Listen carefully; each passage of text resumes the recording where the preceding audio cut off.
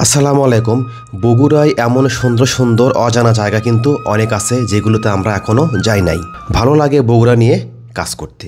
বগুড়ার সৌন্দর্যগুলো তুলে ধরার চেষ্টা করি, বগুড়াকে রিপ্রেজেন্ট করার চেষ্টা করি। ইতিমধ্যে বগুড়ার এই জায়গাটি সোশ্যাল মিডিয়াতে ভাইরাল হয়েছে এবং এটাকে ভালোবেসে নাম দেওয়া হয়েছে মিনি ঘুঘুডাঙ্গা।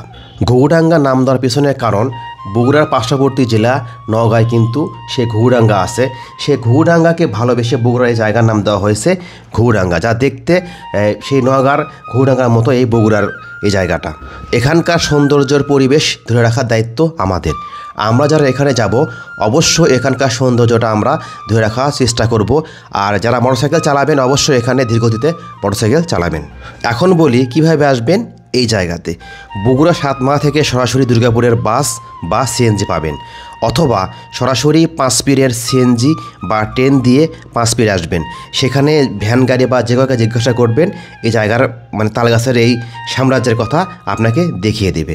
তো ভালো থাকবেন। আসসালামু আলাইকুম, খোদা হাফেজ।